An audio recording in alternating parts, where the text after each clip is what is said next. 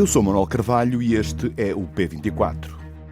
A crise da indústria automóvel europeia é uma dor de cabeça para a economia nacional. Is Europe's car industry in crisis? Está a indústria automóvel europeia em crise? A pergunta entrou nas agendas da imprensa internacional, começou a lastrar no final de 2023 e um ano depois, a resposta parece evidente. Sim, está em crise.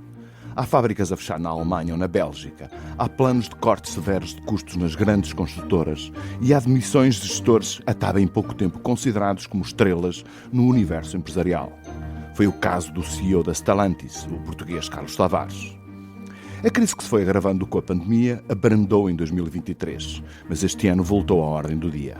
O mercado europeu está em queda e o músculo exportador de marcas como a Volkswagen ou a BMW está a claudicar na área industrial do futuro, a dos carros elétricos.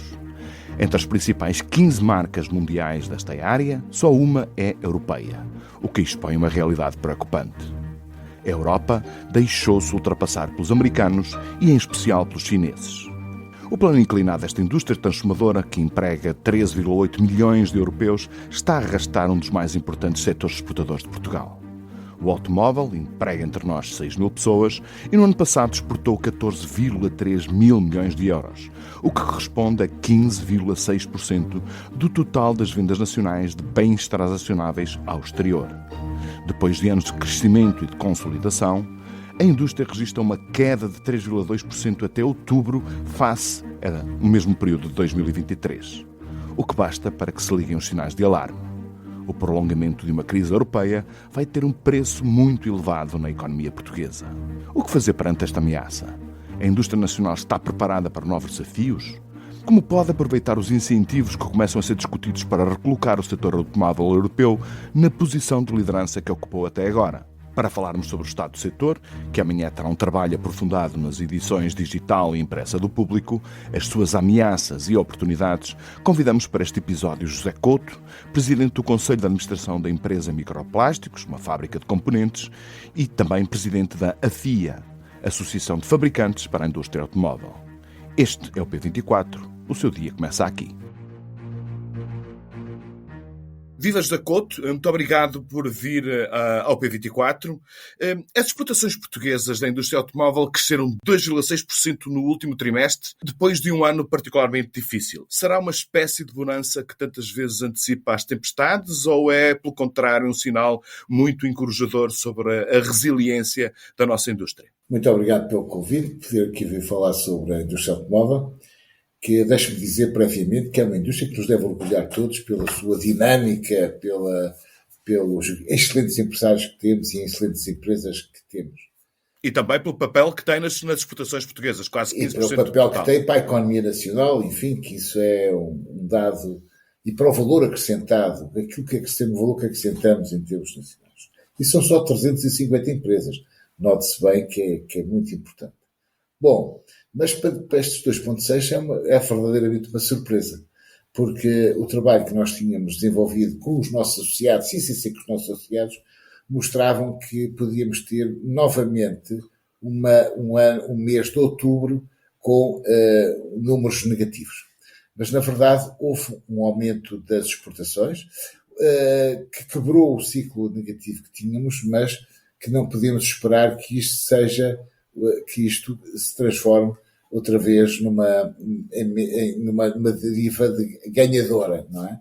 Porque, de facto, este mês de outubro teve a particularidade de permitir que muitos dos construtores arrancassem com projetos, porque até aqui estão a adiar projetos, e há ainda muitos projetos que estão adiados, que conflituam com a estratégia, tinham alinhados com a estratégia anterior e conflituam agora com a estratégia que tem que ser tomada, tendo em conta aquilo que acontece neste momento na Europa e no mercado do automóvel. Daí que estes 2% para já trava o ciclo negativo, íamos com quase 5% de produção, menos de queda de produção, mas nós continuamos a dizer que vamos fechar, a não ser que temos outra surpresa, porque vamos fechar o ano com com números negativos relativamente ao ano 2023. Uhum. Se a crise da indústria alemã ou francesa se aprofundar, há alternativas para as exportações nacionais do setor? Bom, eu costumo dizer, ao princípio, enfim, era um highlight que eu achava alguma piada, mas hoje acho que tem algum valor. 98% dos automóveis que circulam na Europa têm uma peça, no mínimo uma peça, produzida em Portugal. E, portanto, isto demonstra a capacidade de estar em vários clientes e vários modelos na Europa. Não é só a Alemanha nem a França que são os nossos clientes. Aliás, a Espanha é o nosso primeiro cliente, a segundo é a Alemanha, e a França tem vindo a cair, porque era há uns anos o nosso melhor cliente, mas tem caído o protagonismo de França. Portanto, nós estamos a crescer, por exemplo, na Suécia, mas também estamos a crescer noutros países da Europa, na Polónia e em outros países. E, portanto, a nossa atividade não se circunscreve à Alemanha nem à França. Agora, a Alemanha e a França não é o que acontece, está acontecendo na Alemanha e na França, é o reflexo de uma política europeia e pode atingir todos os países. Não é a França nem a Alemanha que são o problema. Isto é o que está a acontecer em toda a Europa. Portanto, é um problema transversal. Portanto, há um bocado falou, portanto, que o país devia ter orgulho, ou tem razões para ter orgulho nas suas empresas. Em que área da indústria automóvel, em que áreas é que as nossas empresas são, de facto, de classe mundial? Bom, nós temos 350 empresas por aí, né?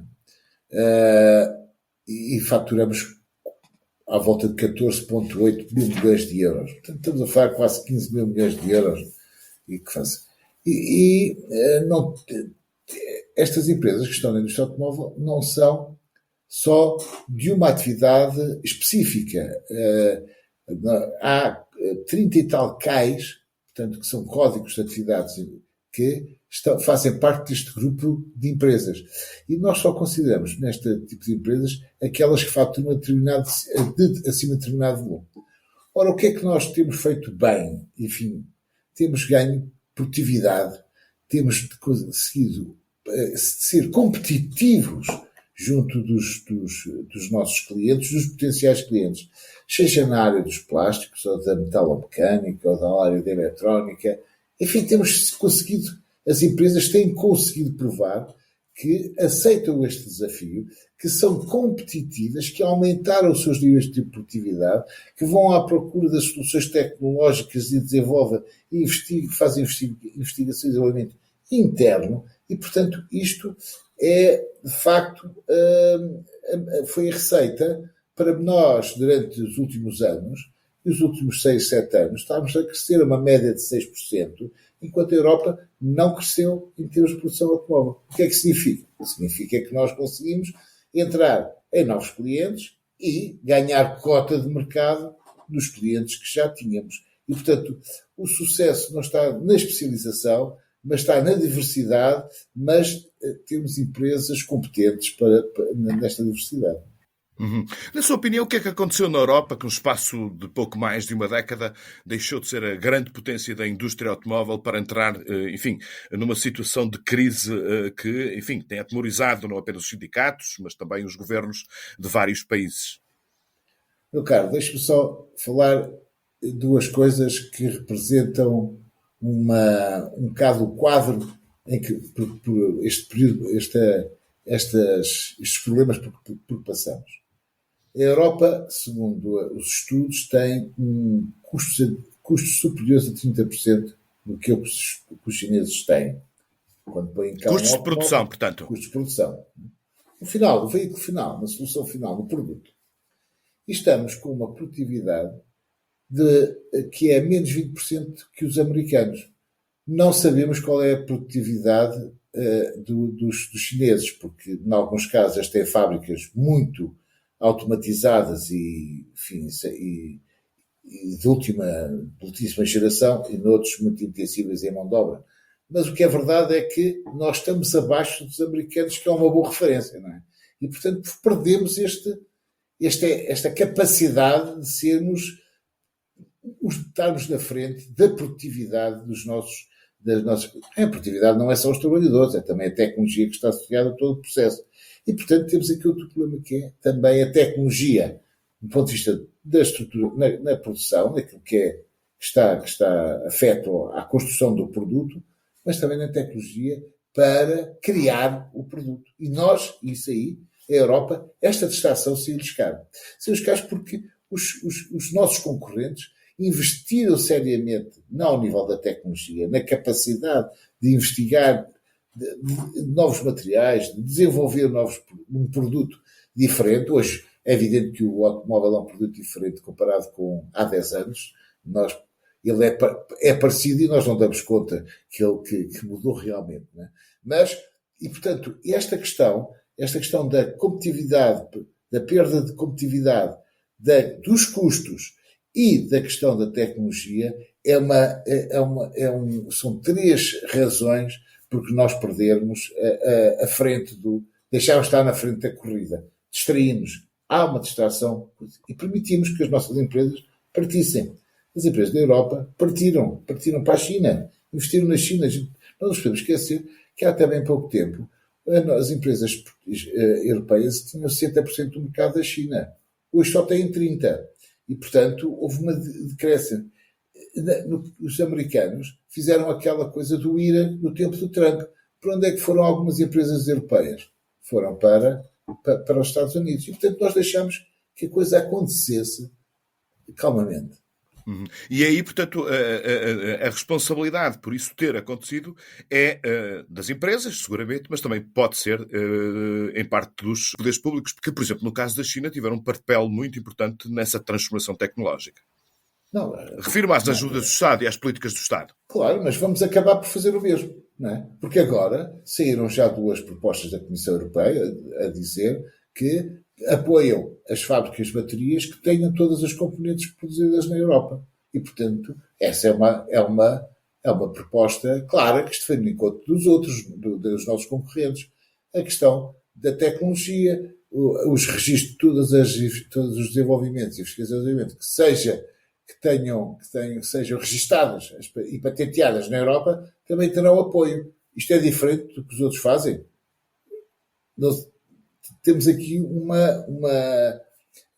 atrasámos foi nestes processos, não é? E, portanto, nós vamos ter que ganhar, não temos que fazer rapidamente, apoiar as empresas rapidamente, porque não podemos, porque com o risco de perdermos tudo. Eu ouvi na semana passada a senhora Comissária a dizer que temos que apoiar as empresas e temos que apoiar as empresas, sobretudo as médias empresas, porque têm um papel incrível e muito importante em toda esta indústria, não é?